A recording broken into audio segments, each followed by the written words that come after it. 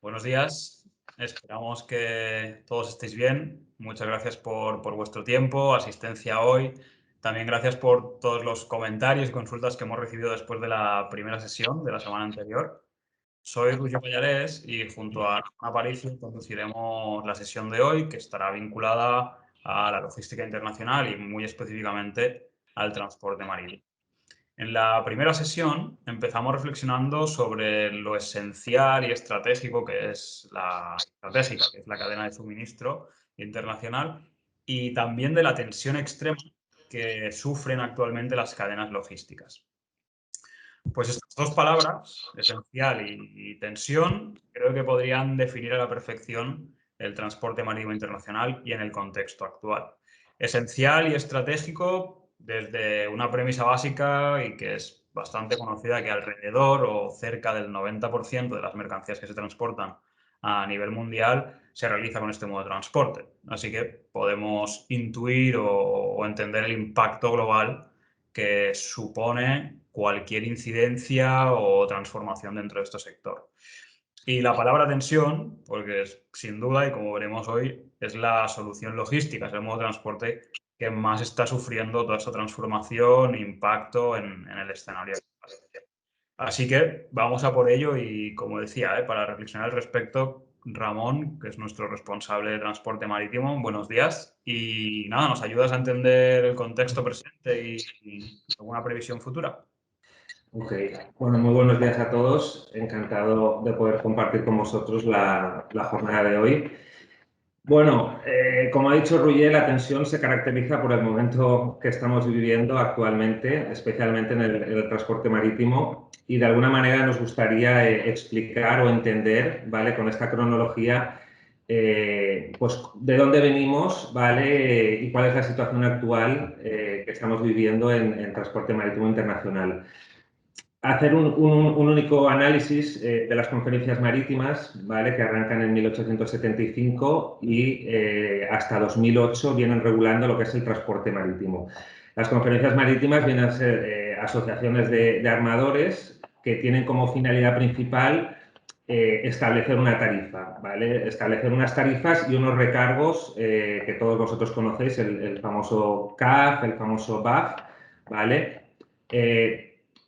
Todo esto tiene que estar aprobado por la conferencia, ¿vale? Y además adoptan otra serie de acuerdos, como puede ser pues fijar itinerarios, adoptar acuerdos de distribución de cargas, etcétera, ¿vale? Los servicios regulares concretamente implican la elaboración y publicación de las tarifas de lo que son los fletes comunes, ¿vale? Y la conferencia, como he comentado, pues tiene que aprobarlos. Entonces, vemos aquí también lo que es la evolución del sector a nivel de dimensiones de los barcos, ¿vale? En el 2003 veíamos barcos de aproximadamente 6.600 TEUs, como podía ser el Ana Merckx. 2014 hubo un crecimiento exponencial, ¿vale? Del sector de la dimensión de los buques, ¿vale? Operábamos en buques de 15.000, 16.000 TEUs. Y la realidad actual es que estamos trabajando con buques de unos 24.000 TEUs, ¿vale? O sea, ha habido un crecimiento exponencial del sector de transporte marítimo. A nivel de regulación, como hemos comentado, hemos trabajado con conferencias marítimas hasta 2008 y en 2008 entró en juego el BER, el Block Exemption Regulation. Entonces, ¿qué es el BER? Para entender qué es el BER, primero habría que entender qué son los consorcios, ¿vale? Los consorcios marítimos son alianzas o clústeres que pueden generar economías de escala y una mejor utilización de los recursos, ¿vale? Principalmente, pues que los barcos no viajen vacíos en las rutas transatlánticas. La optimización de los recursos es la finalidad principal de los consorcios. Entonces, en 2009 entra en juego el consorcio BER, ¿vale? Que se renovó el pasado 25 de abril de 2020 hasta el año 2024. Ese es el escenario que vamos a vivir los próximos 4 años. hay que poner en contexto un acontecimiento disruptivo que he querido reflejar aquí, que fue pues, la pandemia. El origen de la pandemia en marzo de 2020, ¿vale? Pues que de alguna manera inició el cambio o la transformación del sector. En esta siguiente slide he querido reflejar la concentración que había en el sector hace apenas 10 años, ¿vale? Había pues más de 20 líneas navieras operando los diferentes servicios oceánicos. ¿Y cuál es la situación que vivimos actualmente con las 3 alianzas que operan actualmente el mercado? Había una concentración muy importante de players, de los actores marítimos, de las navieras, y actualmente todo el sector está concentrado en 3 alianzas principales, la 2M, la Ocean Alliance y la tercera alianza de Alliance. Vemos que en 2008 empiezan, a raíz de los consorcios, a trabajar en pools, en clúster o en joint ventures, debido a lo que hemos comentado anteriormente, la sobredimensión por parte de las navieras del mercado de los buques no ha ido en relación con el crecimiento del mercado de carga. Con lo cual, nos encontramos en 2008 en una situación de que los barcos venían prácticamente vacíos de China, no conseguían las navieras llenar un solo carrier estos megabuques y empiezan a juntarse pues, para optimizar los recursos y hacer que un negocio que era deficitario pues, pueda ser más rentable. Entonces, el objetivo del BER básicamente es garantizar que un sector o una industria esencial darle una protección especial, ¿vale? para el buen funcionamiento del mercado, principalmente en la industria naviera para tener una estabilidad tarifaria y tener pues, una cantidad de recursos acorde a la demanda, ¿vale? A la demanda del mercado. Entonces, los principales requisitos, ¿vale? del BER, el BER es una exención que la Unión Europea da a determinadas industrias, en este caso el transporte de línea regular, transporte marítimo de línea regular, para pues, realizar una serie de prácticas que en condiciones normales pues, serían prácticas anticompetitivas. ¿Vale? Entonces, en 2009, como hemos comentado, la Unión Europea autoriza al transporte marítimo de línea regular, ¿vale? Una serie de exenciones bajo unas premisas básicas, ¿vale? El acuerdo no podía contener ninguna de las restricciones que la Comisión entiende como especialmente graves, ¿vale? Que es la fijación de precios mínimos y la repartición del mercado, y que estos clústeres o asociaciones nunca tenían un tope de cuota. O sea, la cuota de las asociaciones no podía superar el 30% del mercado en el que estén operando, ¿vale? Entonces, esto genera un desacuerdo de todos los agentes involucrados, principalmente los shippers, ¿vale? Con la decisión de la Comisión, ya que de alguna manera la industria naviera pues, en los últimos 10 años ha tenido un crecimiento exponencial con los megabuques y de alguna manera lo que en 2008 se pudo autorizar como un sector estratégico para proteger y desarrollar el buen funcionamiento del sector, pues actualmente esas premisas no se estarían dando, ¿vale? Entonces, intuimos o detectamos que hay un cambio de modelo a raíz del COVID-19, ¿vale? De la pandemia. Perdón, me he saltado una diapositiva.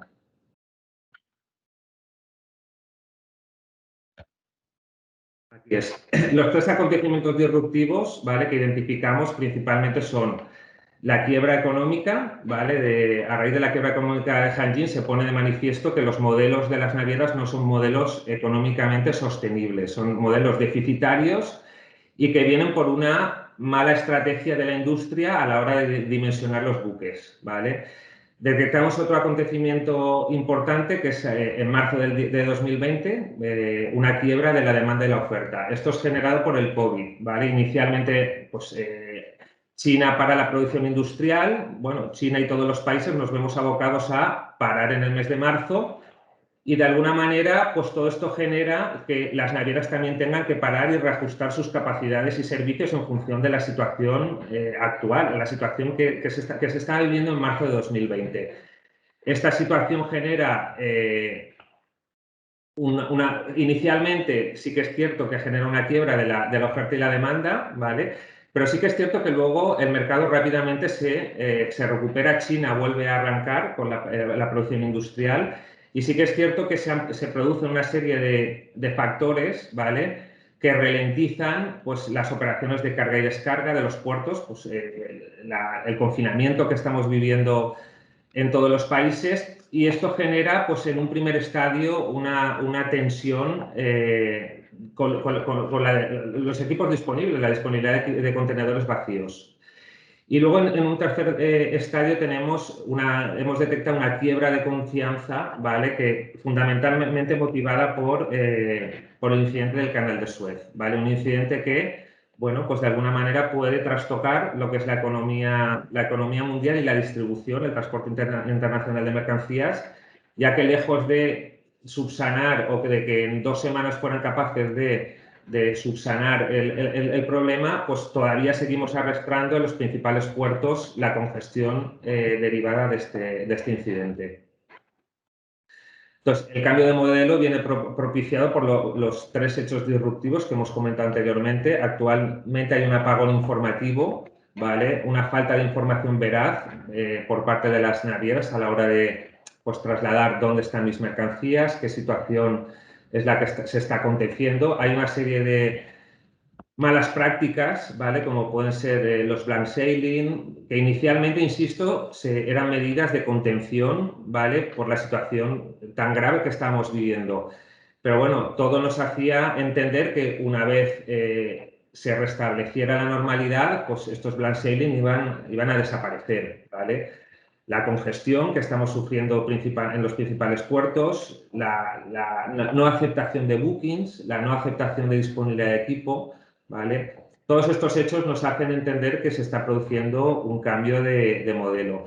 Hay una pérdida de confianza entre los actores porque al final, pues, entre todos los actores, no voy a focalizarlo, pues el cliente desconfía de la información que recibe del forwarder, el forwarder desconfía de la información que recibe de la naviera, y hay una pérdida de confianza y un desequilibrio entre los actores. Un desequilibrio porque una de las partes, que es la naviera, pues, tiene más fuerza que el resto de actores que intervienen en la cadena logística. Y esto genera una escalada sin control de los precios que venimos sufriendo desde noviembre del año pasado y que actualmente, a fecha 16 de junio, todavía estamos con una tendencia alcista.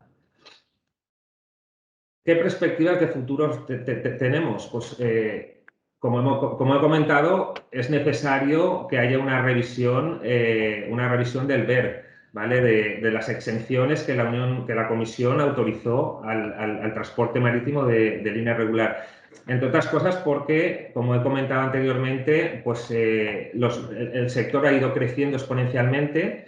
La optimización de recursos, por su parte, es máxima ahora, en el momento que estamos viviendo, y quizás estas exenciones que les permiten, pues, realizar prácticas que en condiciones normales serían consideradas anticompetitivas, pues habría que de alguna manera revisarlo.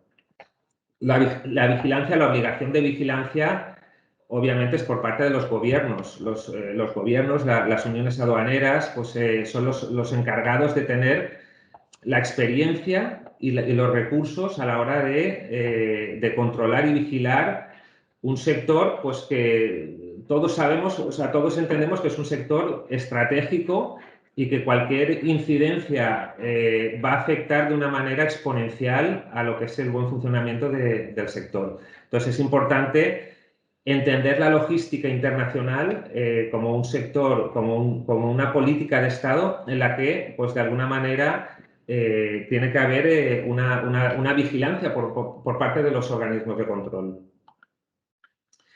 Y luego, por último, como recomendaciones, pues en un entorno tan hostil como el que estamos viviendo, os podría recomendar, pues, planificación de cada embarque, ¿vale? Cada embarque, a diferencia de épocas anteriores en el que las mercancías fluían, en el que yo enviaba mis instrucciones a mi forwarder con la programación mensual de cargas, ese modelo ha desaparecido, ya no existe. Entonces tenemos que hacer una planificación de cada embarque, unitaria de cada embarque, y tenemos que hacer un seguimiento de cada operación, un seguimiento y valorando también la información, recibir una información veraz, una información contrastada y actualizada por parte de nuestros proveedores. Es necesario tener una previsión, mucha más previsión de la que podíamos tener anteriormente, ¿vale? Porque se están dando una serie de contingencias que vamos a necesitar salvar, así como una serie de escenarios que vamos a tener que prever antes de realizar la operación. O sea, construir con nuestro proveedor de confianza los posibles escenarios futuribles por el que pueda atravesar los estadios en los que pueda atravesar mi mercancía y de alguna manera pues establecer los posibles planes de contingencia.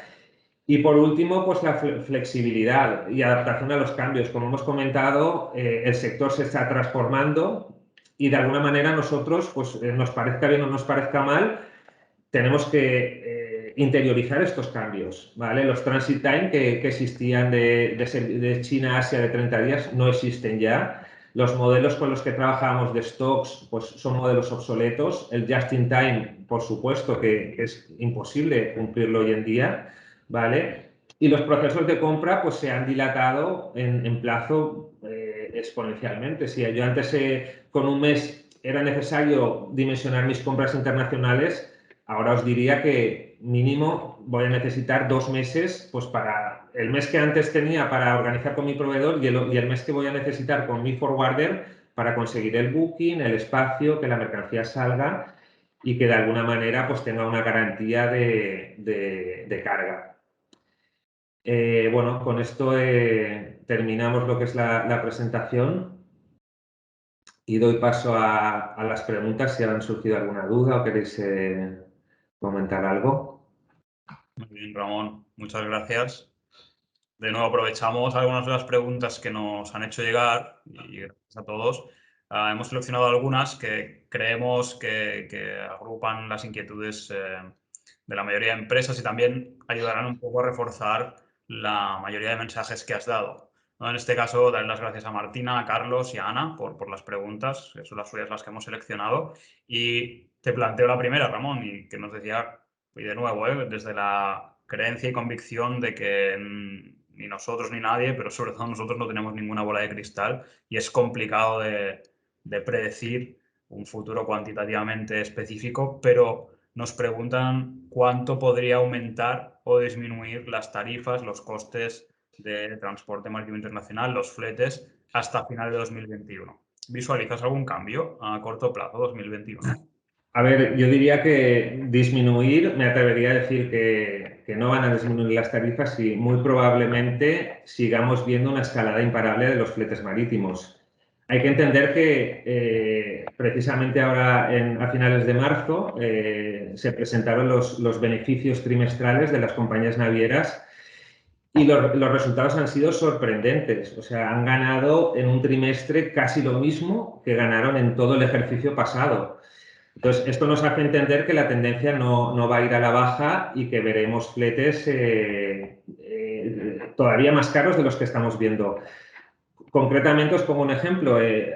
Precisamente ahora para junio, los recargos claro, no están dimensionados como estaban antes a los importes de los fletes. Ahora, claro, sobre un flete de 14.000, pues un recargo como un General Rate Increase. Os pongo un ejemplo, a partir del 15 de junio, los GRIs que están anunciando desde Asia hacia Estados Unidos ya no son los $500 que teníamos interiorizados, son $3.000 por contenedor, por 40 pies. Entonces, vamos a ver probablemente una escalada imparable de los fletes marítimos. Sin duda, lo comparto o lo compartimos, sin duda. Otra pregunta que hemos seleccionado y que nos ha llamado la atención y que repito, desde la conciencia y desde la seguridad de que es el día a día de muchas de las empresas, uno de ellos nos preguntaba o nos comentaba que está teniendo muchos problemas en su día a día con el transporte marítimo, pues barcos que no salen, faltas de equipo, documentación que se retrasa o que no llega. y nos lanza el reto de proponerle cómo minimizar todas estas problemáticas operativas del día a día. A ver, es complicado minimizar. Yo os diría que la información en la situación en que estamos viviendo es el mayor activo que podemos estar manejando.